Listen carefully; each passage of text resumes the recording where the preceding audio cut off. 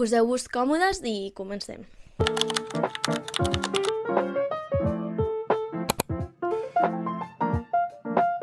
Hola, benvinguts i benvingudes, soc la Farners Peijón i aquest és un nou capítol del canal o del Poti Poti Podcast.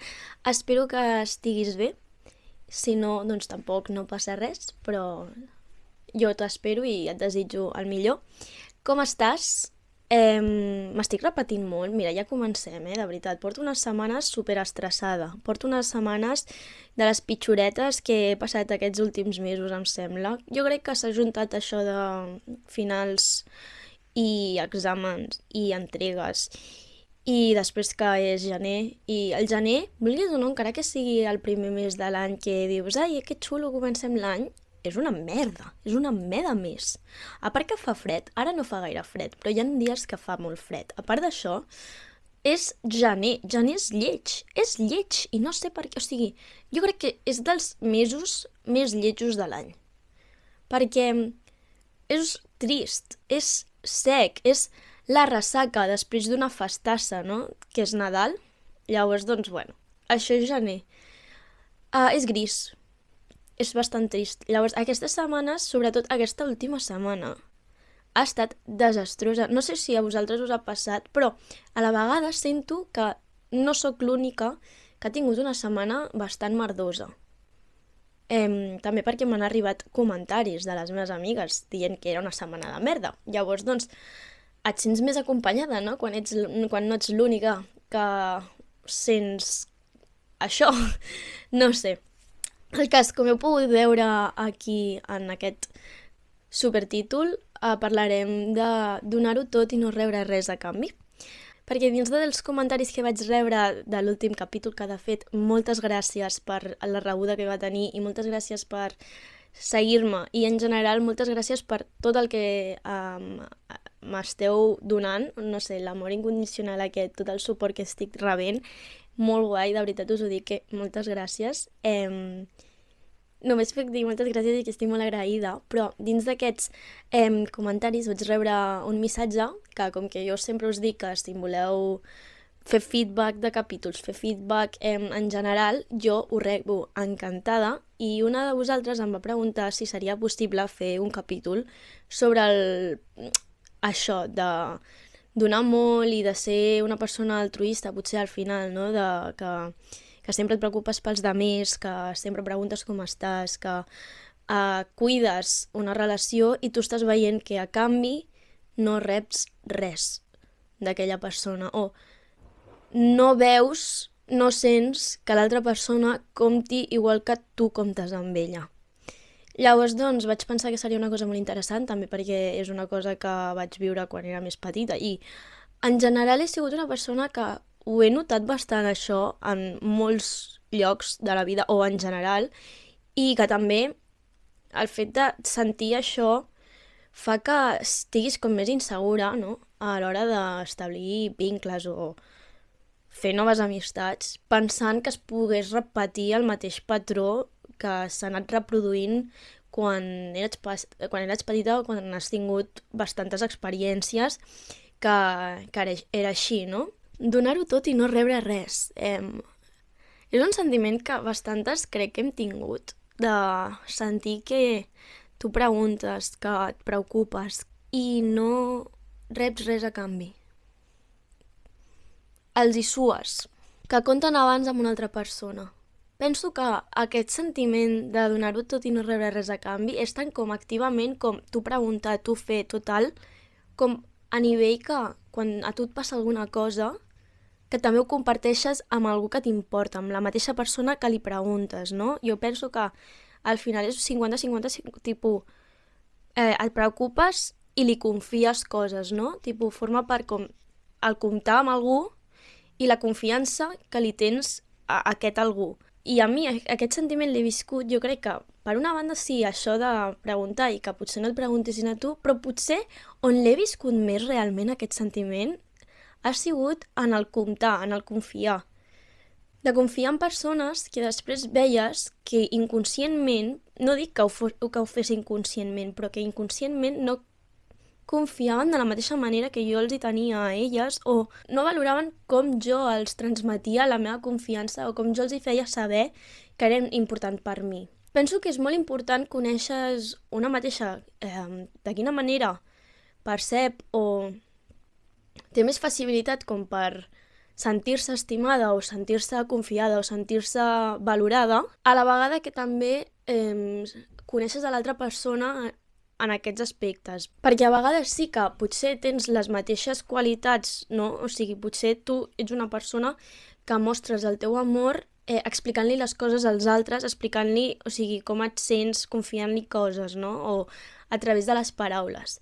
I una altra persona mostra la seva estima amb afecte, amb carinyo, amb abraçades, vale. Si la persona A, que és la persona que mostra la seva estima amb paraules, es fa molt amiga de la persona B que mostra afecte, potser la persona A li explica un munt de coses a la B i potser la B això ho passa per alt i no li dona importància i no veu aquí un focus de confiança i de que a la A li importa a la B simplement perquè la B es centra més en l'afecte. Això és inconscientment, saps?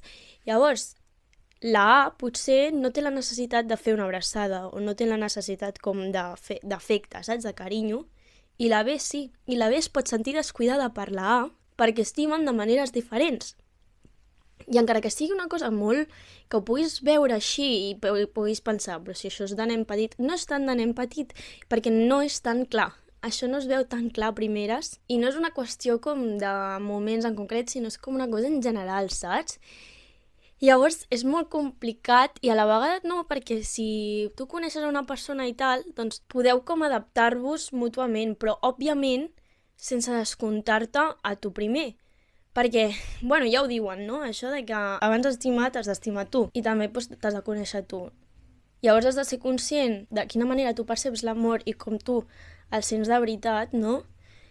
O com et sents tu valorada, com et sents tu estimada o com tu et sents que l'altra gent compta amb tu. Òbviament aquest estat de consciència no el tenia quan anava a segon de l'ESO, per exemple, no el tenia quan anava a quart de l'ESO i amb prou feines el tenia quan anava a primer de batxillerat. O sigui, s'ha anat construint mica en mica i mica en mica quan he anat estant millor i quan he anat sentint que era més fidel, per dir-ho manera, o que ja em coneixia una miqueta més a mi, perquè penso que és important en aquest aspecte i encara que no m'agradi gens com afirmar-ho, ja ràpidament ho relaciono amb l'autoajuda i com que tot depèn de tu, no tot depèn de tu, ¿vale? O sigui, hi ha un factor social i un factor de l'entorn molt important, no? Que és una retroalimentació, vull dir, tu pots fer coses i tu pots determinar certes coses, però sense oblidar que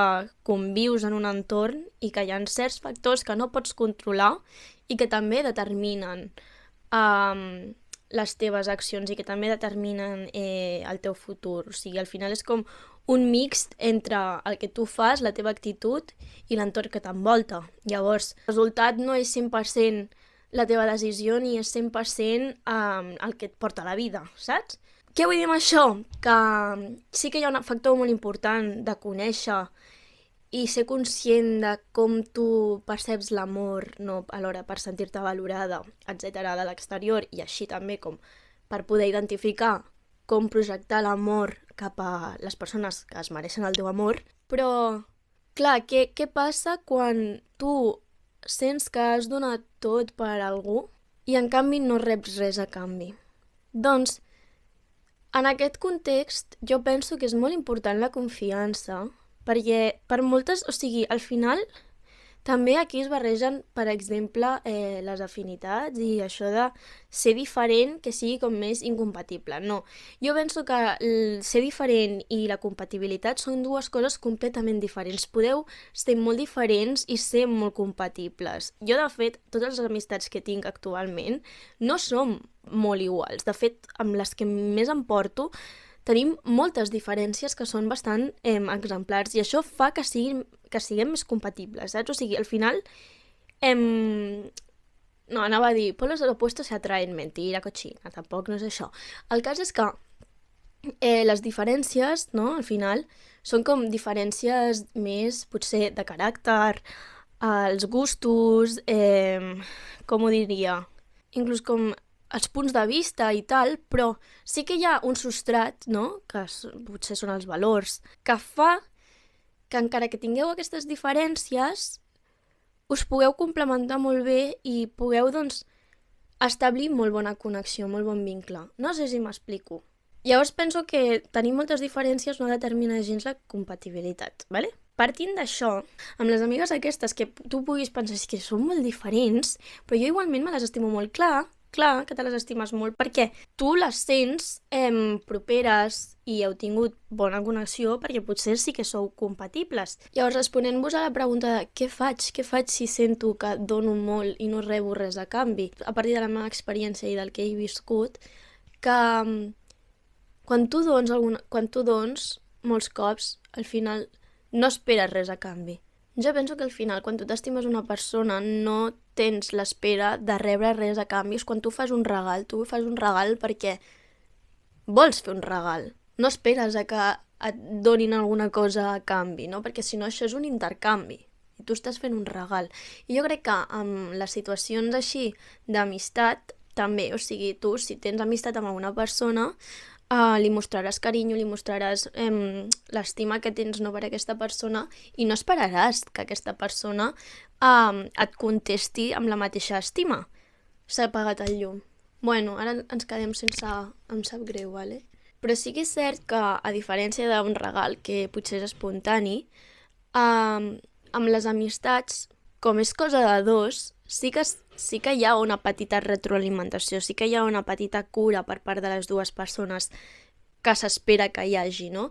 I després de potser molt de temps de potser només donar tu i sentir que estàs cuidant tu només la relació, sí que et preguntis si estàs rebent alguna cosa. Llavors jo penso que quan arribes en aquesta situació és molt important doncs expressar-ho realment si val la pena mantenir aquesta relació, no? Doncs expressar-ho i dir, mira, m'estic sentint així, sento que estic posant molta atenció en aquesta relació, sento que estic donant molt i que només per part meva estic cuidant aquesta relació.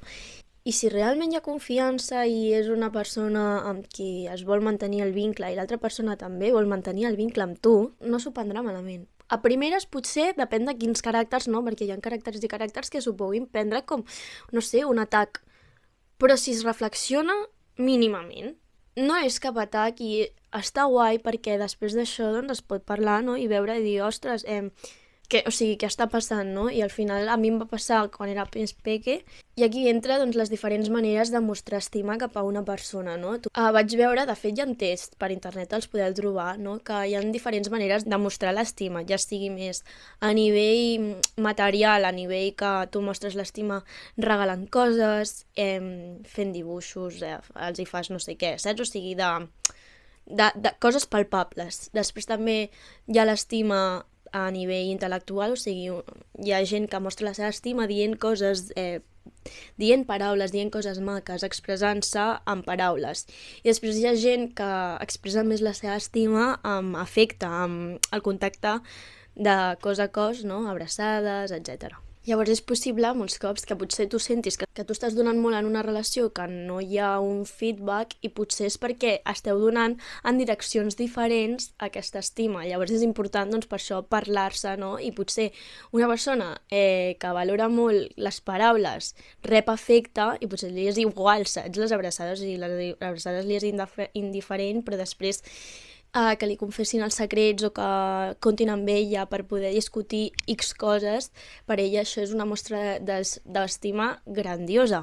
Llavors és parlar-ho, no? O viceversa, si tu ets una persona que necessites molt d'afecte, molt de contacte humà i la teva millor amiga és una persona més de parlar les coses, doncs dius, ai, no jope, tio, en plan, la meva amiga no em valora prou perquè potser per ella li és igual, saps, fer-te dues abraçades, però per tu fer-te dues abraçades vol dir que t'estima mogollon. Llavors aquí la conclusió és parlar-ho de com t'estàs sentint, no? Perquè encara que tu no sàpigues aquesta teoria de les diferents estimes, estic parlant-ho, pots adonar-te de, jo sóc una persona que necessito molt doncs, que m'estimin a nivell d'abraçades i tal, no?